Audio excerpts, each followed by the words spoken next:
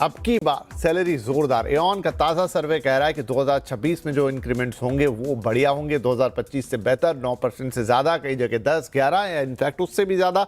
कुछ एक सेक्टर्स हैं जो टॉप लाइन में रहे। और भी सेक्टर्स की नज़र डालेंगे। यहाँ पर हमारे दोनों मेहमान हमारे साथ बने हुए। सुनील साहब, एक जो इम्पॉर्टेंट बात ये सर्वे कह रहा है वो ये बता रहा है कि एट्रीशन रेट जो है वो 2025 में 17% के आसपास रहा, जो कि पिछले 5 साल में सबसे कम था। अब इसके दो ही मतलब हो सकते हैं कि या तो लोगों को मौका ही नहीं मिल रहा जॉब चेंज करने का, या फिर अपने करंट जॉब से वो इतने सेटिस्फाइड हैं कि उनको लगता नहीं है कि वो चेंज करे। कैसे समझें? मुझे लगता है मैं इसमें दो चीजें ऐड करूंगा। एक तो डेफिनेटली मौके थोड़े कम है मार्केट में। अगर सेटिस्फाइड नहीं भी हैं तो अपनी जॉब को रिस्क में नहीं डालना चाहते। कम से कम वो इतना जानते हैं कि जहां काम कर रहे हैं तो जॉब सिक्योरिटी ज्यादा इंपॉर्टेंट है देन रादर जाके कोई छोटा मोटा इंक्रीमेंट लेना या हायर कॉम्पनसेशन लेना। एक वो एरिया है। दूसरा, अगर आप देखेंगे तो शायद कंपनीज का भी जो फोकस है अपने पीपल को लेके और इंडिविजुअल का भी फोकस जो अपने काम को लेके है, और इस डेली चेंजिंग दुनिया में आज के डेट में जितनी चीजें हो रही हैं तो वहां पे हर कोई अपने आप को, ऑर्गेनाइजेशन को और ऑर्गेनाइजेशन को भी पता है कि अगर हम नया इंडिविजुअल हायर करेंगे तो उसको ट्रेन करना, उसको इंटीग्रेट करना आज के डेट में वो भी एक कॉस्ट होती है। कहीं ना कहीं 25% साल की कॉस्ट तो शायद उसको ट्रेनिंग और इंटीग्रेशन में उससे ज्यादा चली जाती है, 25 से 50% कॉस्ट। तो इसके दोनों ही रीजन है, क्योंकि मौके थोड़े कम हैं मार्केट में, और उसके बाद लोग बहुत ज्यादा ईगर नहीं है और किसी कारण, बिना किसी कारण के जॉब चेंज करने के, जो होता था पिछले सालों में कि भाई चलो बहुत टाइम हो गया, आप जॉब चेंज कर लेते हैं, कुछ अच्छा हाइक ले लेंगे। तो आज के डेट में जॉब सिक्योरिटी को लोग प्रायोरिटी दे रहे हैं देन जस्ट कि थोड़ा बहुत इंक्रीमेंट मिल जाए, 5-10%, 20%, 25%, उस पर शायद ज्यादा फोकस नहीं कर रहे क्योंकि वैसे भी केसेस आ रहे हैं।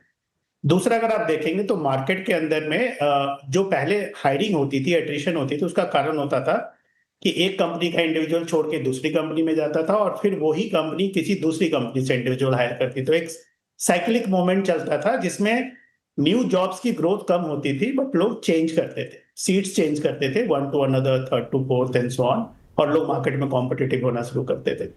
बट आज की डेट में क्या हुआ है कि हर कंपनी अपने जो एग्जिस्टिंग क्लाइंट्स हैं, प्रोजेक्ट्स हैं, प्रोग्राम्स हैं, एम्प्लॉइज हैं, जो एग्जिस्टिंग है उसको रिटेन करना चाह रही है। वो एम्प्लॉय के पर्सपेक्टिव से भी है और एम्प्लॉयर के पर्सपेक्टिव से है। तो ये एक नंबर तरीके से अच्छी बात भी है। चूंकि मेरा समय बिल्कुल समाप्ति की तरफ आ गया, क्विकली श्रुति मुझे एक बात बताइए कि ये सारी तो जो अच्छी बातें हो गई वो हो गई, लेकिन आईटी सेक्टर जो वंस अपॉन अ टाइम में एक चमकता सितारा था, वहां हम देख रहे हैं उसके रीजंस भी हैं कि अब 7% से भी नीचे चली गई वो इंक्रीमेंट ग्रोथ, सबसे लेडर में आखिरी पे आ गया है।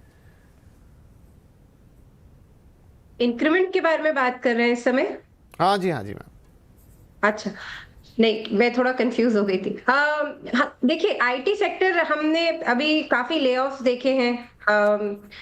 आईटी सेक्टर में लेऑफ्स हुए हैं, आईटी सेक्टर के अंदर मार्केट थोड़ी खराब हुई है, आईटी सेक्टर में एआई का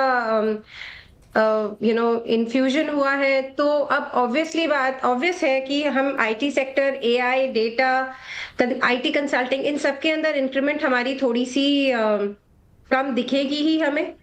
एंड जो हम पहले भी बात कर रहे थे, जिन सेक्टर्स में हमें ग्रोथ लानी है, जिन सेक्टर्स में हमें मार्केट बढ़ानी है, जिन सेक्टर्स में हमें टैलेंट अट्रैक्ट करना है, वहां पर पैसा और सैलरीज इंक्रीमेंट बढ़ेंगी।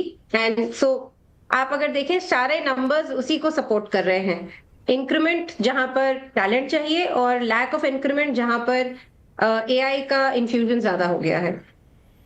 जी, तो खैर अब ये समय का एक फेरा है, कहिए कि एक साइकिल है। आज से 3-4 साल पहले, उतना भी नहीं, 2-3 साल पहले आईटी में ये स्थिति बनी थी कि लोगों को डबल सैलरी और उससे भी ज़्यादा पे बुलाया जा रहा था। एक अलग तरीके का असेसमेंट कर लिया था कि ऐसा होगा। उसी तरीके से हमने देखा था कि जो ऑनलाइन एजुकेशन सेक्टर है वहाँ पर भी इसी तरह का माहौल था, वहाँ तो बिल्कुल ही डिब्बा गोल हो गया। लेकिन ये थोड़ी समझने वाली चीज़ें हैं, और अभी भी दुनिया की स्थिति एकदम स्थिर नहीं है, बहुत सारी अनिश्चितताओं से भरी हुई है। ऐसे में 10% का भी इंक्रीमेंट अच्छा है, लेकिन वही है कि बहुत सारे सेक्टर ऐसे हैं जो भारतीय अर्थव्यवस्था को पकड़ के काम करेंगे, जिसमें रिटेल से लेके हमने देखा रियल एस्टेट और तमाम चीज़ें।